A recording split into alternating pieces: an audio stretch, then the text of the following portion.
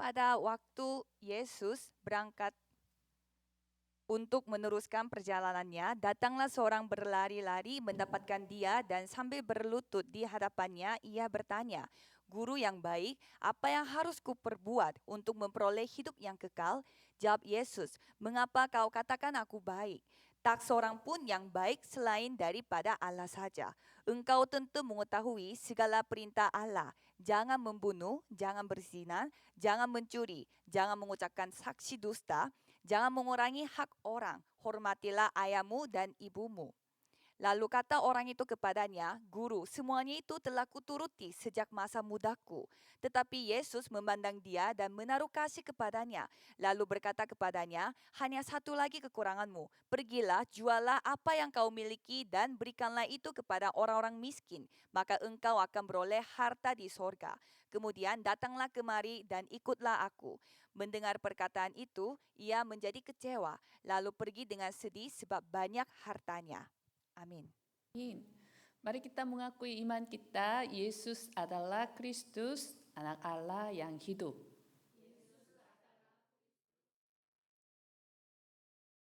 Mari kita saling memberi salam, mari kita membedakan Injil dan agama. Mari kita membedakan Injil dan agama. Judul khotbah hari ini adalah Jangan Salah Paham. Bacaan hari ini diambil dari Markus 10 ayat 17 sampai dengan 22. Sebagai pengantar, cerita yang lucu ini terjadi di ruang fotokopi sebuah perusahaan. Seorang karyawan wanita yang tidak punya pacar memasuki ruang fotokopi. Pada waktu itu karyawan pria paling ganteng di perusahaan itu sedang memfotokopi di sana.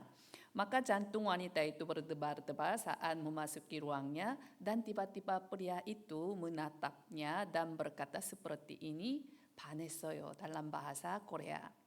Wanita berpikir bahwa dia mengakui hatinya karena 반했어요 berarti saya jatuh cinta padamu. Maka matanya melebar karena terkejut dan senang. Tetapi pada saat itu pria itu berkata sekali lagi 반했어요 dalam bahasa Korea berarti bahwa saya sudah memfotokopi sebanyak setengah. Wanita itu salah paham karena pelafarannya sama dalam bahasa Korea, tapi artinya sama sekali berbeda. Kesalahpahaman mengacu pada salah menafsirkan atau salah memahaminya secara harfiah. Kesalahpahaman ini menyebabkan banyak hal dalam kehidupan kita masing-masing. Dan kesalahpahaman sepele pun dapat menyebabkan letaknya hubungan manusia.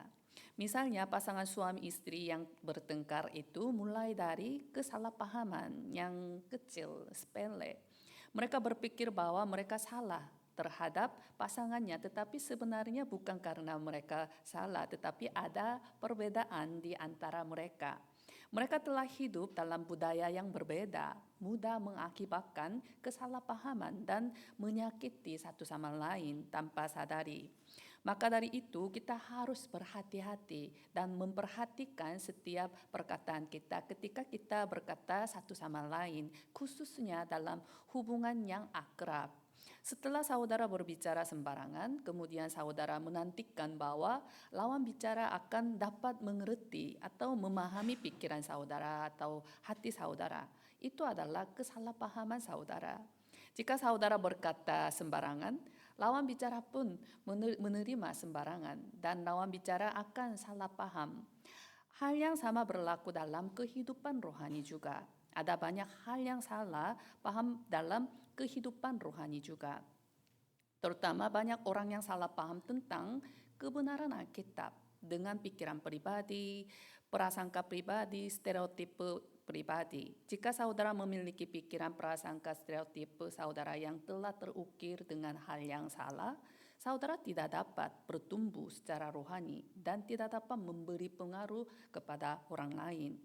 Belakangan ini agama sesat, heresi, roh-roh penyesat seperti istilah dengan 신천지, 하나님의 교회, 여호와의 증인 di Korea Selatan menipu orang percaya dengan doktrin yang tidak alkitabiah.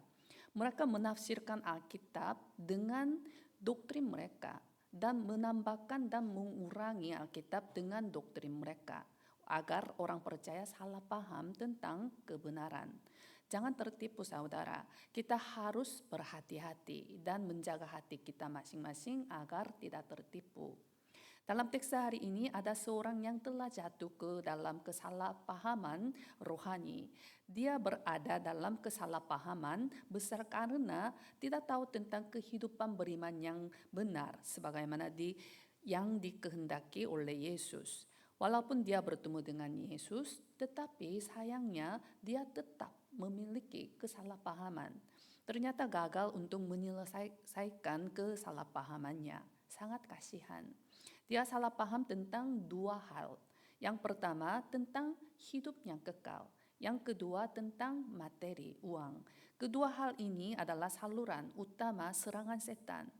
Jika saudara salah paham tentang kedua hal ini, saudara tidak akan dapat diselamatkan dan juga tidak akan menerima berkat-berkat. Maka dari itu, setan menyerang habis-habisan saudara agar saudara tetap berada dalam kesalahpahaman. Saya memberkati setiap jemaat Indonesia serta Timur Leste dalam nama Yesus Kristus. Kiranya saudara dapat menyelesaikan semua kesalahpahaman saudara untuk pertumbuhan rohani saudara melalui firman mimbar hari ini. Sehingga kiranya saudara membangun baptisan firman Tuhan yang kokoh sendiri sambil membedakan apa yang menjadi kehendak Tuhan dan yang sesuai dengan Alkitab.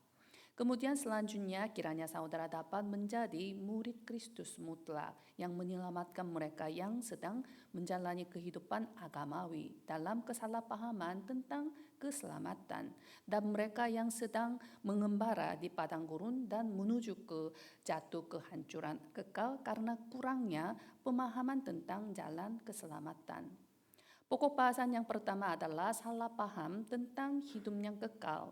Dalam ayat 17, pada waktu Yesus berangkat untuk meneruskan perjalanannya, datanglah seorang berlari-lari mendapatkan dia dan sambil bertelut di hadapannya ia bertanya, "Guru yang baik, apa yang harus ku perbuat untuk memperoleh hidup yang kekal?" Ketika Yesus berada di tengah perjalanan, seseorang datang kepadanya dan berlutut dan bertanya kepadanya, "Apa yang harus kuperbuat untuk memperoleh hidup yang kekal?"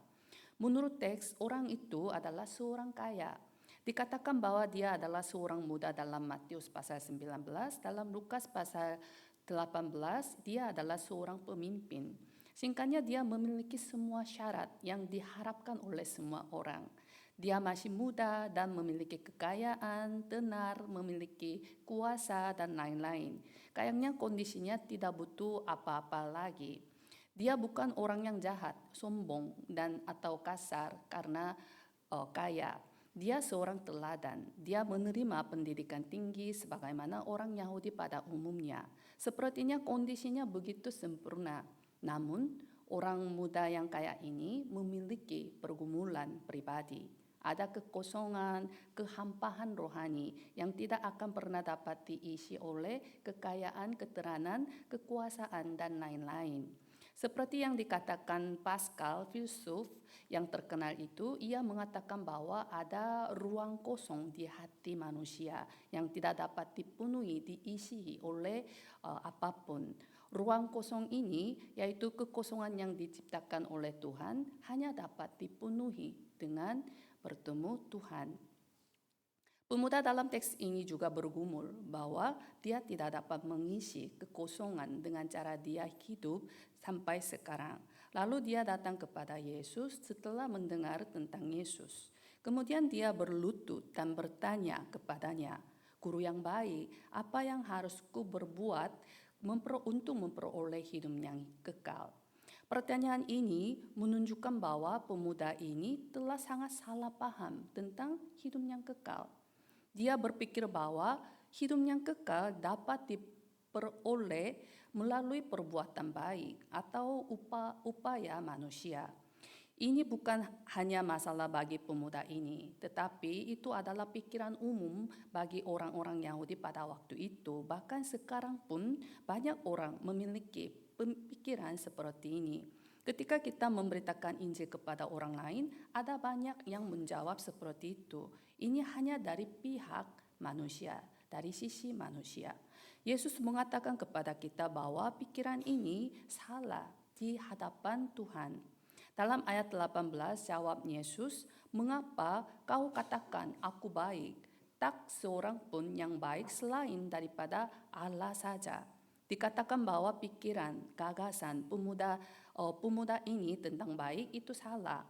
Pikiran pemuda tentang baik menekankan tindakan yang baik atau perilaku yang baik dari manusia.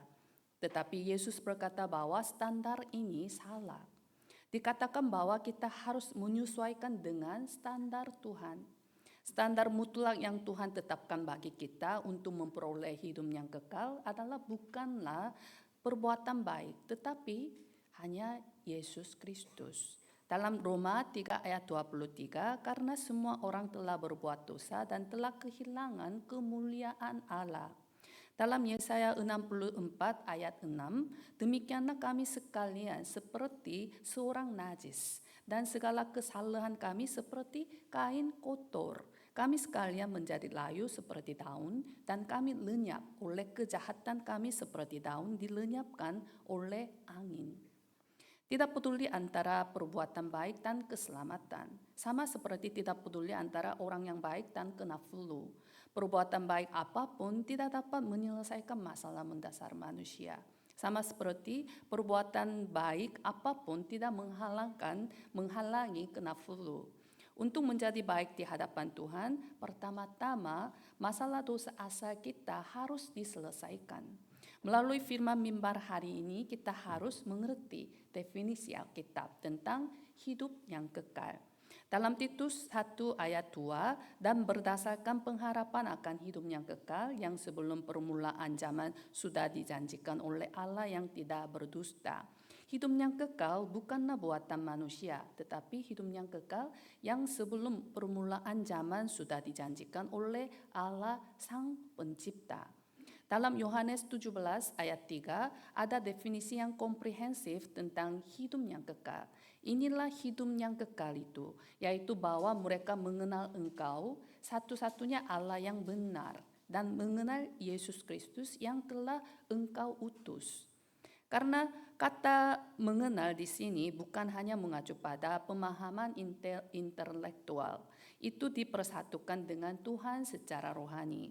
Dalam Titus 3 ayat 5 sampai dengan 7, pada waktu itu Dia telah menyelamatkan kita, bukan karena perbuatan baik yang telah kita lakukan, tetapi karena rahmat-Nya oleh permandian kelahiran kembali dan oleh pembaharuan yang dikerjakan oleh Roh Kudus yang sudah dilimpahkannya kepada kita oleh Yesus Kristus, Juru Selamat kita, supaya kita sebagai orang yang dibenarkan oleh kasih karunia-Nya berhak menerima hidup yang kekal sesuai dengan pengharapan kita.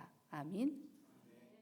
Dia mengatakan kepada kita bahwa pengharapan kita akan hidup yang kekal tidak pernah dicapai melalui perbuatan kita, tetapi melalui penyaliban dan kebangkitan Yesus Kristus.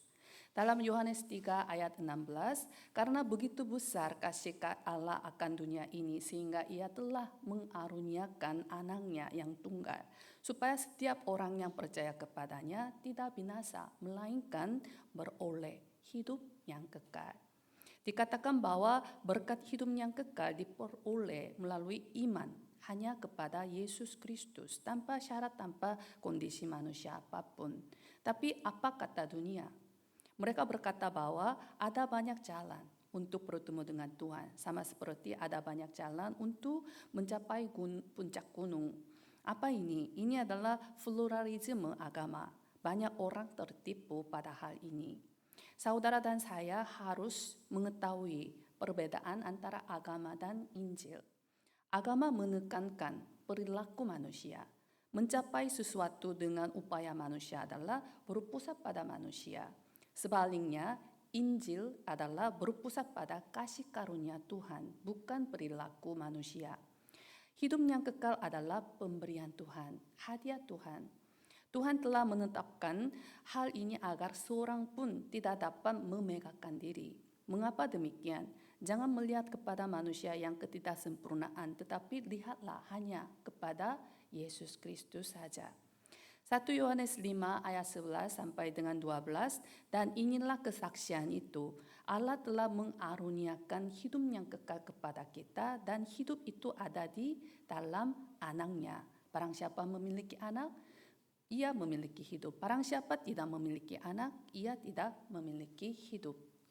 Ada begitu banyak jiwa di sekitar kita yang salah paham bahwa dapat diselamatkan oleh sesuatu selain Kristus. Penyesat, heresi, roro, penyesat menipu mereka juga.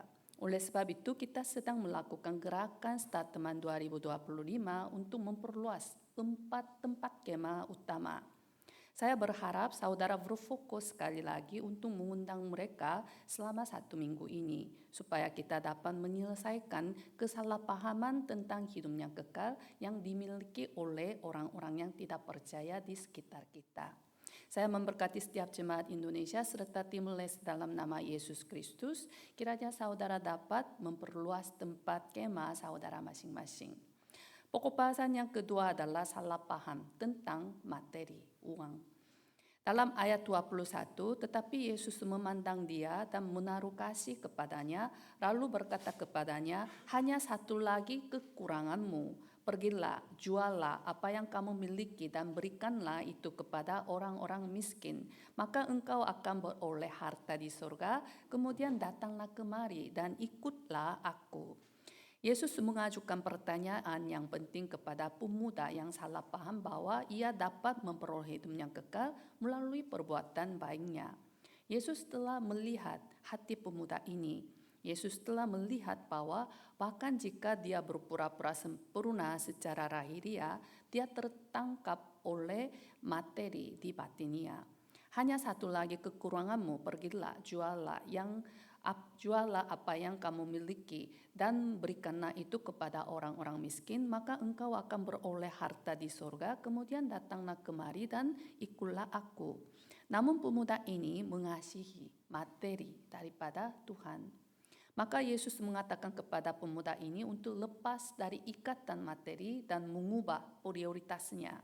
Tapi dalam ayat 22, mendengar perkataan itu ia menjadi kecewa. Lalu pergi dengan sedih, sebab banyak hartanya. Ini adalah pilihan yang paling menyediakan dan bodoh dalam hidup pemuda ini. Ketika dia harus memilih prioritas antara Tuhan atau materi, dia memilih materi. Ternyata materi adalah berhala yang tidak dapat dilepaskan pemuda itu. Apa satu hal yang menjadi kekuranganmu? Satu hal yang kekurang dari saudara adalah prioritas saudara daripada Yesus Kristus. Apakah itu materi seperti orang muda yang kaya dalam teks hari ini? Atau apakah itu kehormatan, kekuasaan, ketenaran, pengetahuan, posisi, anak-anak kandung? Kita harus ingat bahwa melepaskan dari berhala yang saudara memegang adalah satu-satunya jalan untuk mengisi kekosongan, kehampaan saudara masing-masing.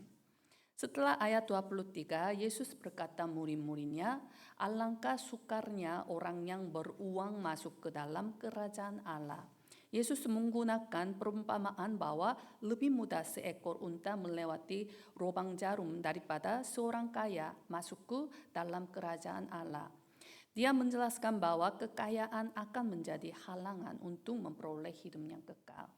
Perkataan ini tidak berarti bahwa orang kaya semua tidak dapat masuk ke surga dan juga orang miskin semua juga tidak dapat masuk ke surga. Ini berarti bahwa mereka yang mengandalkan dan mengasihi materi daripada Tuhan dan mereka yang menganggap uang sebagai Tuhan tidak dapat memperoleh hidup yang kekal. Kita harus ingat bahwa tidak ada yang lebih penting tentang keselamatan dan hidup yang kekal ketika kita hidup di bumi ini.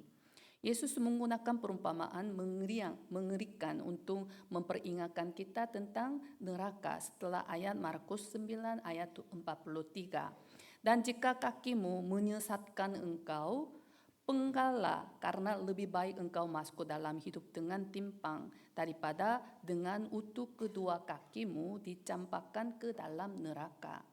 Hukuman neraka sama mengeringkannya. Bukan hanya peringatan tentang neraka, tetapi kita yang sebagai anak-anak Tuhan harus mewujudkan misi kita masing-masing untuk menyelamatkan jiwa-jiwa.